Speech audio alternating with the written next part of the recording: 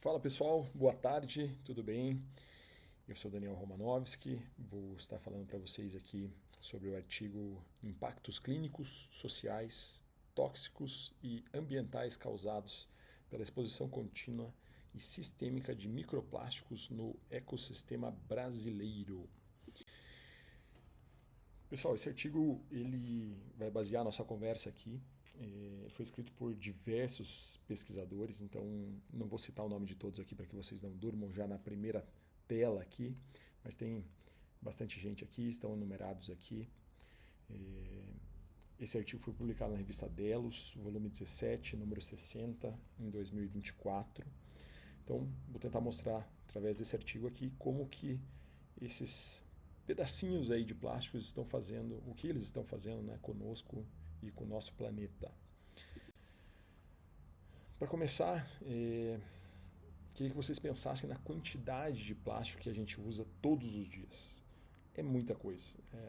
Desde que a gente acorda até quando a gente vai dormir, a gente está envolto nesse material.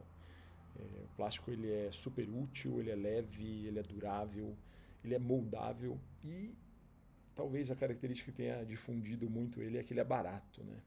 Então, por isso ele dominou o mundo inteiro, né? Embalagens de alimentos, embalagens de ração, roupas, equipamentos eletrônicos, tudo que a gente acho que está em contato aí acaba tendo um pouco disso, né? Um pouco desse plástico, né? Maquinários e assim por diante. E o lado ruim dele é que ele dura muito tempo, né? A gente produz uma quantidade muito grande. O artigo menciona que desde os anos 50 foram produzidos mais de 8 bilhões de toneladas de plástico virgem. 8 bilhões de toneladas. É muita coisa. Uma tonelada de plástico para uma pessoa já parece alarmante.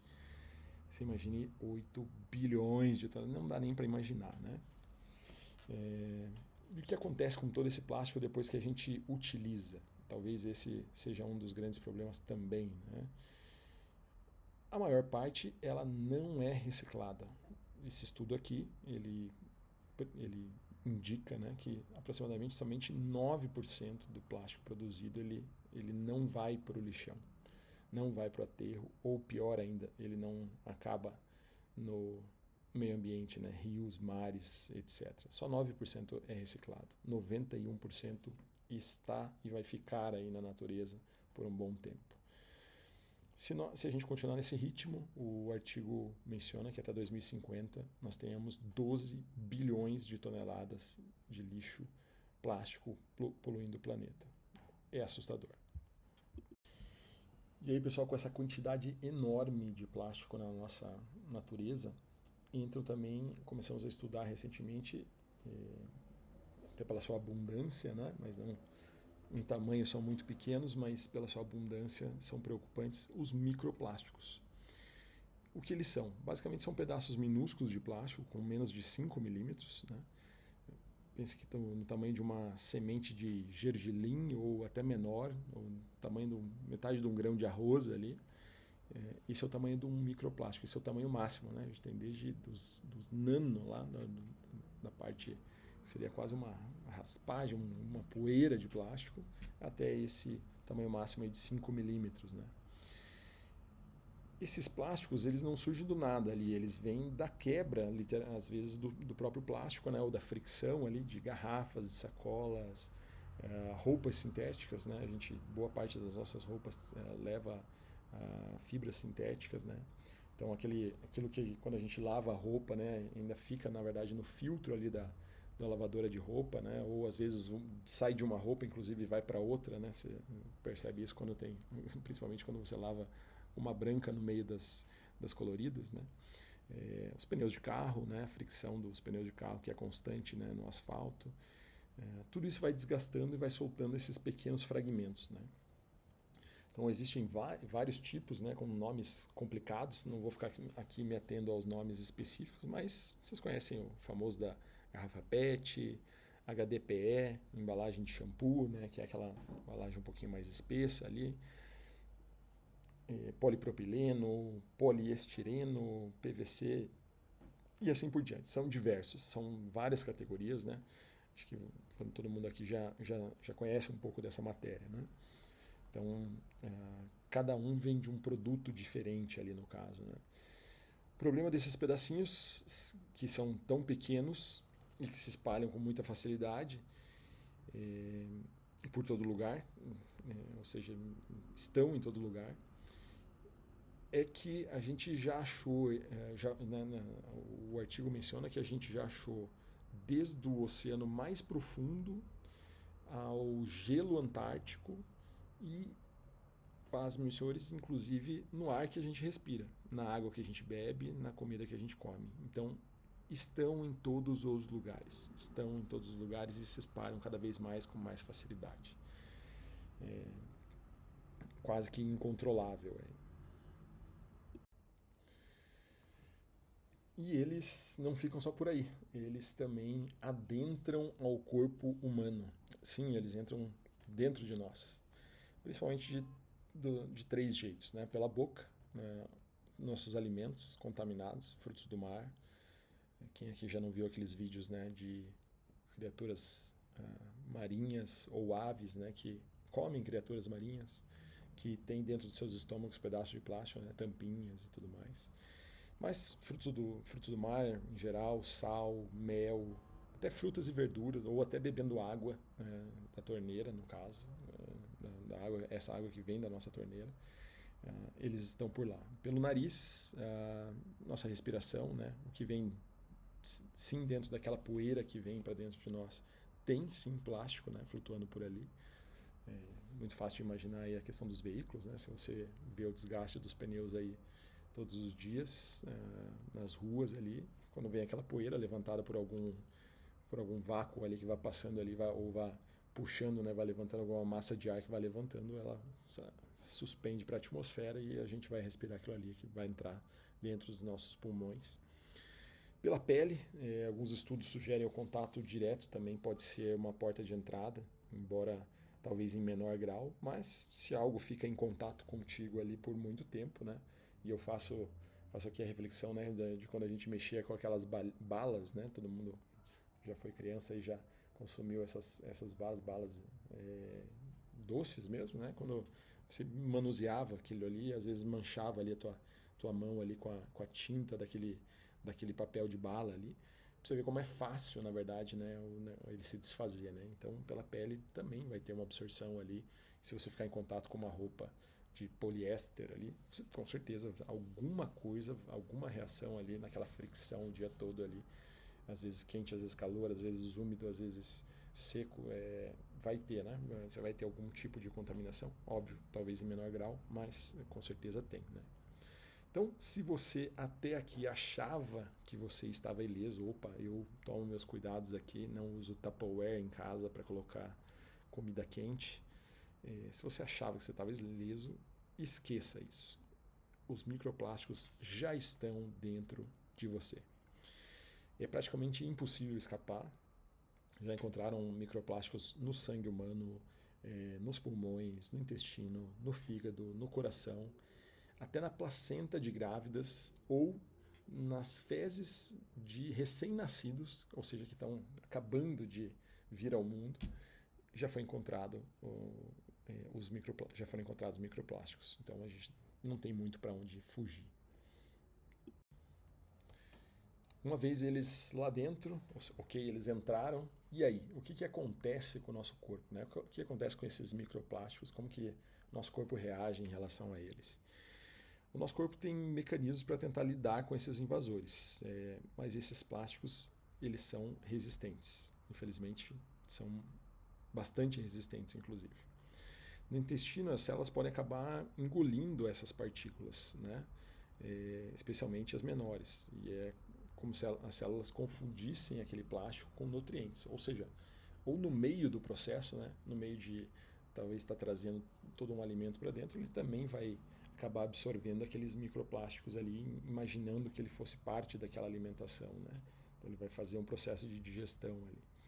Nos pulmões, as partículas inaladas elas podem ir bem fundo, né? Ou seja, até nos menores partes do pulmão, né, nos alvéolos lá, eles podem chegar naquele ponto, porque eles são microplásticos, né, nanoplásticos, né, então podem chegar lá no finalzinho mesmo, né, então vai contaminar. E essas bolsinhas, na verdade, elas levam os alvéolos, né, elas que levam sangue levam oxigênio para o nosso sangue, ou seja, a ponto de entrada justamente para a nossa corrente sanguínea é logo ali nos pulmões. Então fica muito fácil de encontrar esses microplásticos também no nosso sistema circulatório, né? Depois que elas passam, né, dessas barreiras, seja nos pulmões, seja no intestino, seja de outras formas, né, pela fricção, ela vai estar ali, né, perto da corrente sanguínea, ali, vai ultrapassar e vai chegar na corrente sanguínea. E falando de corrente sanguínea, daí a gente está falando de toda parte do nosso corpo, né? Ou seja, vai para o fígado, vai para o baço, vai para o coração, vai para o cérebro. Onde o sangue estiver, o microplástico pode ir junto também. Ou seja, ele vai circular dentro do nosso corpo. O nosso corpo, obviamente, ele, quando identifica, ele vai tentar se livrar disso, né? Pode ser através das fezes, né? Quando for pode ser através da urina, quando a gente está falando um pouquinho ainda de alimentação, de hidratação, via os intestinos, via os rins, né, que fazem essa filtragem. O fígado também tenta eliminar pela bile, mas parece que muitos vão ficar acumulados, né, não vão conseguir fazer essa separação 100%, dada essa presença, né, a onipresença aí, na verdade, a todo momento a gente está colocando lá dentro, então nosso corpo não é perfeito ao ponto de conseguir eliminar 100% disso. Tá, mas qual o problema deles ficarem lá dentro?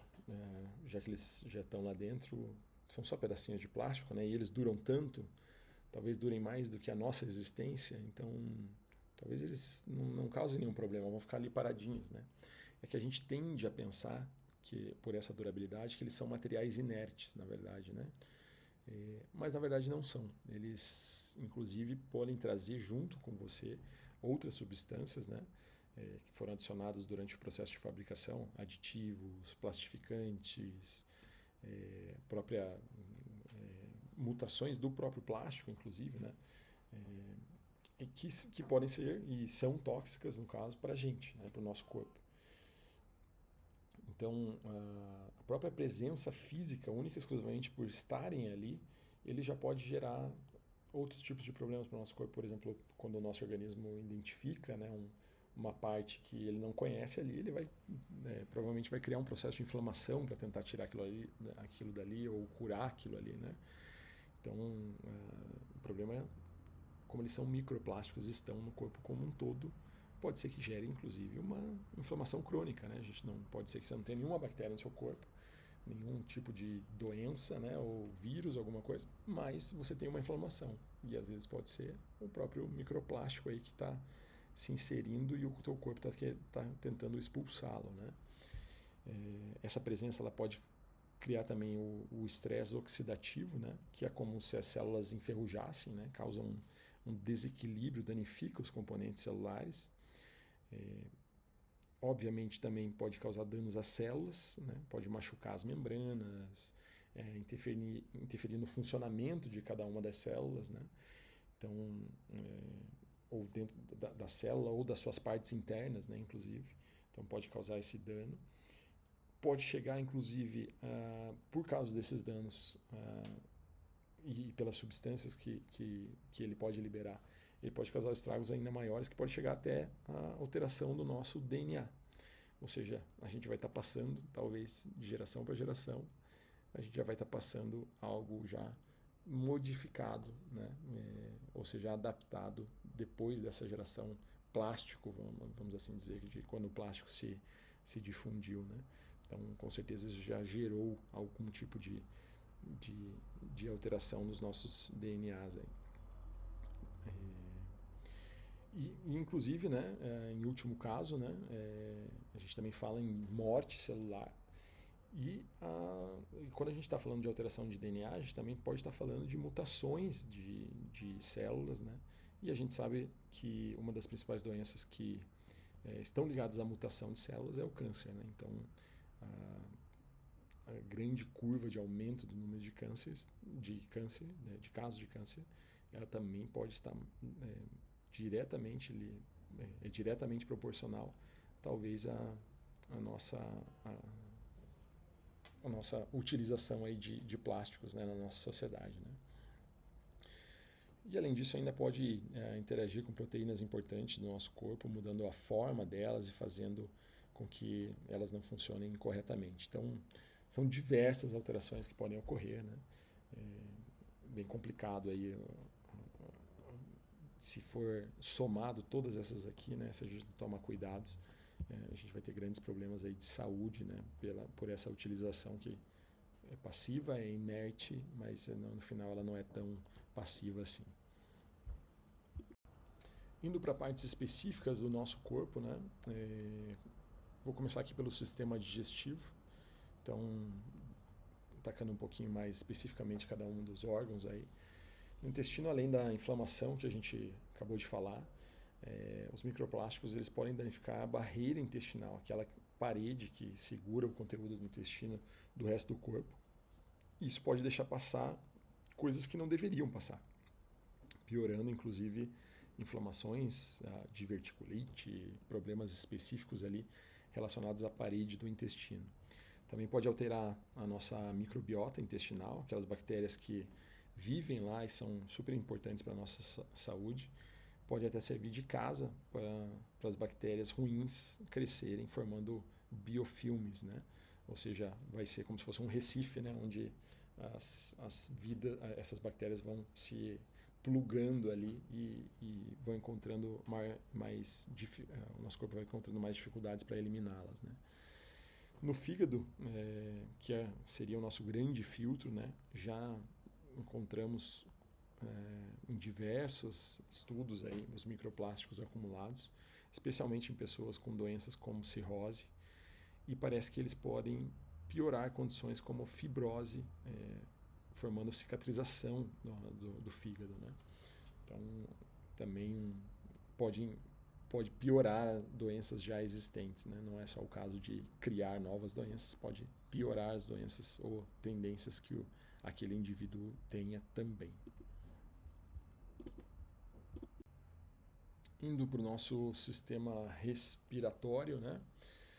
Como já imaginamos, respirar esses microplásticos também não é nada bom. Nos pulmões eles podem causar essa inflamação, dificultar a respiração, partículas menores que vão mais profundo e são mais difíceis de eliminar, né? Elas podem causar cada vez mais o travamento, né? O pulmão não ser tão flexível, né? Que é uma da sua principal característica, talvez, né? Essa flexibilidade do pulmão, né? Esse aumento e diminuição para que ele contribua com a nossa respiração. Então, já achamos microplásticos, quando eu me refiro aos estudos, né?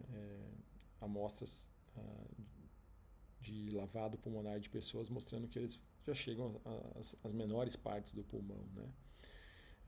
Coração, nosso sistema circulatório aí também, né? Sim, como mencionamos, ele passa pela circulação sanguínea, ou seja, ele vai passar pelo coração, né? Então, estudos mostram que, inclusive, esses microplásticos aqui no coração vão causar esse estresse oxidativo nas células cardíacas, levando à fibrose, né? Que também vai deixando de ser tão flexível e tão característica muscular ali, né, do coração, né? Vai causando essa cicatrização. Alterar a eletricidade do coração, né? Ou seja, o ritmo cardíaco, ou seja, pode ser que ele fique mais lento, pode ser que ele fique mais dificultoso a bombear sangue, né? Fala aqui também né, nos estudos, né, que pode induzir a hipertrofia, ou seja, o coração fica maior, fica grande, né, mas não quer dizer que ele fique mais forte, né, ele fica aí com dificuldade de fazer o bombeamento, né, ou gastando muita energia para fazer esse bombeamento. Basicamente, os microplásticos são vistos como um novo fator de risco para doenças cardiovasculares também, que a gente antes nem considerava, não tinha em mente, né? Não estava no mapa das doenças, né? Mas o microplástico já é um novo fator de risco cardiovascular. E aí, quando a gente vai para o sistema reprodutivo e imunológico, a coisa fica ainda mais preocupante. Já encontraram microplásticos no sêmen humano, estudos indicam que eles podem prejudicar espermatozoides, óbvio, né? Se prejudicam todas as outras células, por que não também os espermatozoides? Causando problema na estrutura e no seu funcionamento, e, ou seja, eles não vão conseguir chegar à razão pelas quais eles existem, né? Ou a função, desempenhar a função que ele foi concebido para, né? Que é do espermatozoide, principalmente nessas partículas menores e delicadas, né? Pense no impacto que isso pode gerar, né? Ou seja, o mundo inteiro está consumindo esse microplástico, quanto isso gera na questão da fertilidade do mundo como um todo, na verdade, né? E no sistema reprodutivo, né, das mulheres ainda mais, né? Totalmente delicado, né? Totalmente complexo. Então, essa toxicidade, né? Ou seja, tudo isso que os plásticos trazem para dentro de si, imagine isso dentro do sistema reprodutivo de uma mulher, né? Como isso pode afetar também, né? Pode alterar todo o sistema ali complexo para a reprodução. E como eu mencionei na nossa abertura ali, né? Até dentro já das primeiras fezes humanas, né? Que chamam mecônio, né? Já existe a questão do microplástico, ou seja, todo o processo, né, de formação da criança já está sendo talvez envolvido por isso, pelos microplásticos, né? Desde antes do nascimento, né, a gente já está em contato com isso. As gerações que agora vêm já estão em contato com isso, né? Outra parte do nosso sistema, né, sistema imunológico, né? O sistema imunológico também pode ser afetado, pode atacar novas células de defesa, causando danos genéticos, né? Genotoxicidade, ou matando as nossas células, né? Citotoxicidade, matando nossas células de defesa. Ou seja, a gente tem um problema quando a gente vai mandar os nossos anticorpos e eles não vão porque eles vão estar foram danificados aí pelos microplásticos. Ou seja, altamente complexo, né? A nossa falta de defesa, e aí a gente tem que entrar com mais antibióticos, a gente tem que entrar com mais anti-inflamatórios e assim por diante, né? E acaba cada vez complicando ainda mais, né? Um dos estudos contemplados aqui por esse artigo, né? Que é específico para o nanoplástico, daí, no caso, para aquelas micropartículas, né? Muito, muito pequenas, né? E elas mostram justamente, né, que pode fazer com que as células de defesa acumulem gordura e virem células espumosas, ou seja, ao invés de estarem defendendo, né, o nosso corpo, elas ficam como células inertes ali, né?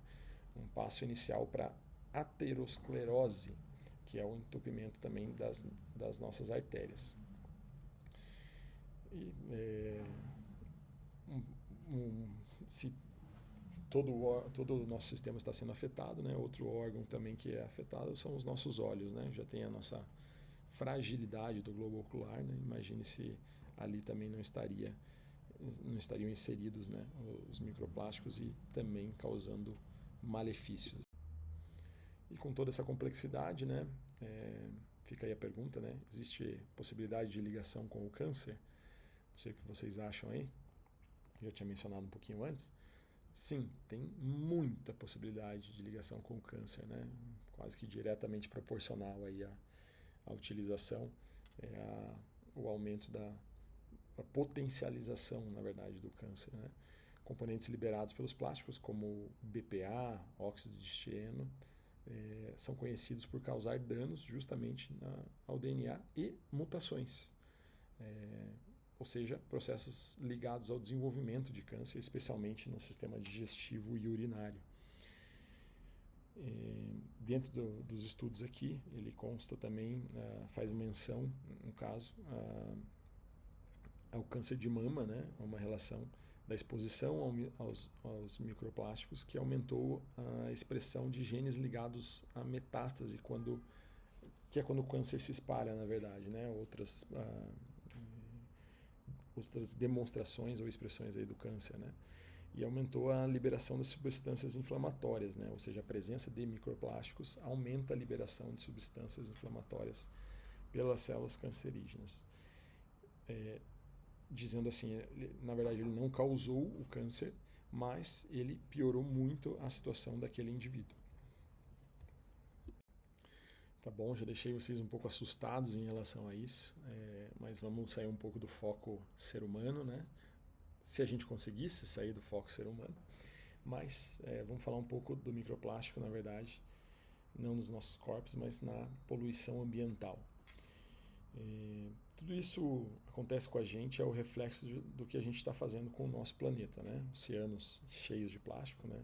O professor mesmo já mencionou ilhas, né, no Oceano Pacífico, né, de plástico que afetam a vida marinha indiscutivelmente, né? Peixes, aves, tartarugas comem plástico achando que é comida e isso volta para a gente na cadeia alimentar.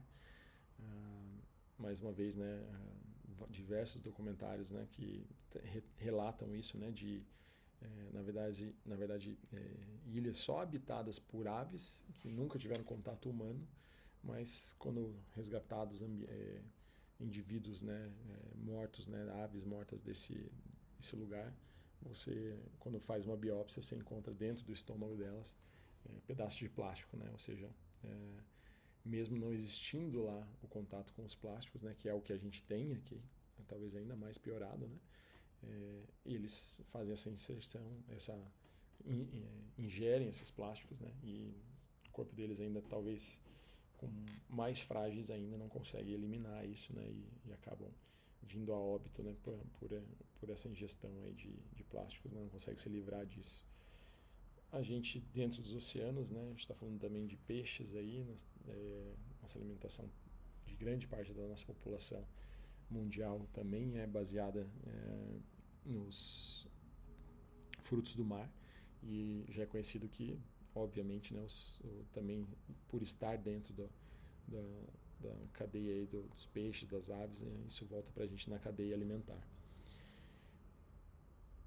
Isso afeta a nossa segurança alimentar, de certa forma. Talvez a qualidade da nossa segurança alimentar, vamos dizer assim, né? Qualidade e disponibilidade dessa comida saudável, né? Vamos dizer assim. E tem a ver com as mudanças climáticas, né? A OMS já considera a maior ameaça da saúde humana justamente a questão do microplástico, a produção de plástico que usa também, obviamente, combustíveis fósseis, né, para isso, né? E a poluição plástica, né, talvez seriam os dois grandes problemas aí ambientais, né, que considerados pela OMS. Então, já me encaminhando para o fim aqui, para não me alongar muito, o que a gente tira, na verdade, de tudo isso, né? Primeiro, os microplásticos são um problema real, muito sério, global, né? Estão em todo e qualquer lugar, inclusive dentro de nós. Segundo, eles não são inofensivos, né? Como muita gente imagina. Podem causar uma série de problemas, desde inflamação até danos em órgãos vitais do nosso corpo. Então, e piorar doenças que já são horríveis, né? Como o câncer, né? Terceiro, a contaminação é contínua e sistêmica, ou seja, acontece a todo tempo e afeta o nosso corpo todo, né? Como dos olhos ao sangue. A gente pode acompanhar aí diversos exemplos que seremos afetados no caso, né? E o artigo conclui que é urgente aumentar a conscientização da população, né? Precisamos de políticas públicas para reduzir o uso de plástico, melhorar a reciclagem, e o gerenciamento de lixo, né? Precisamos evoluir, na verdade, como sociedade, né? Ok, mas isso fica um pouco distante, fica um pouco, parece que é a sociedade, não somos nós. Cada um de nós também pode fazer a diferença, repensando talvez o nosso consumo de plástico no dia a dia. Então, quando a gente pode recusar, às vezes, um plástico descartável, pode ser ir para um lixão, né, que é onde a gente pode utilizar produtos com menos embalagens, cobrar das empresas, dos governantes que também incentivem isso, né? Isso também é a nossa parte, né, a nossa parte individual. Tudo isso para ajudar a frear esse impacto gigantesco, né? Não só no meio ambiente, mas, como puderam ver aqui, na nossa própria saúde. É uma questão de saúde pública e do futuro do nosso planeta. Desculpa, me estendi um pouquinho aqui, mas esse foi o artigo, Impactos Clínicos Sociais Tóxicos Ambientais Causados pela Exposição Contínua e Sistêmica de Microplásticos no Ecossistema Brasileiro, publicado em 2024 pela revista Delos. Eu sou Daniel Romanovski e fico aberto aí às perguntas da galera e do professor. Obrigado.